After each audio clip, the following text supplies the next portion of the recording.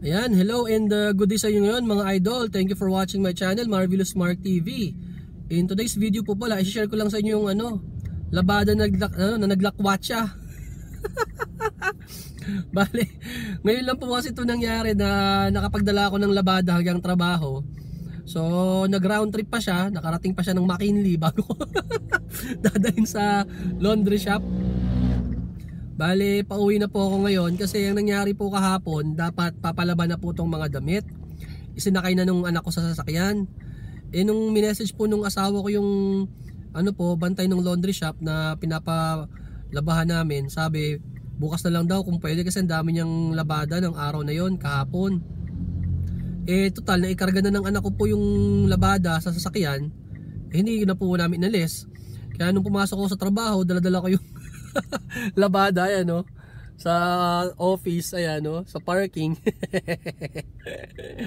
Kasi ito po yung sabon, mga sabon nandito, ayan.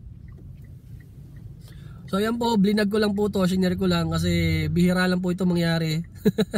Para for remembrance kumbaga, para pag tumanda na ako, mapapanood ko rin tong video ko na to at ipapakita ko sa mga apo-apo ko sa tuhod. Kung magkakapo sa tuhod, sa mga anak ko pag malalaki na sila, magtatawanan kami sigurado rito. So yun po, nag-stop over lang po muna ako rito sa gilid ng pababa ng McKinley sa may C5 para mag-video lang. Hirap kasi mag-video kapag umaandar, para safe po tayo. Ayan. So yun mga idol, sana po wag po kayong magsawang manood ng aking mga video. Support niyo po yung aking channel.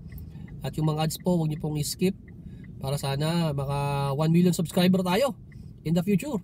Hi! Diyos ko, sana naman. At lumaki ang ating income sa YouTube. At yun, makapag-share din tayo ng blessings sa future. So yun po, at hanggang sa ulitin po. At uwi na po ako. Naghihintay na sila sa akin. At idadaan ko pa nga to sa laundry shop bago ako umuwi. So sige po, bye bye. Thank you for watching. Mama chup chup.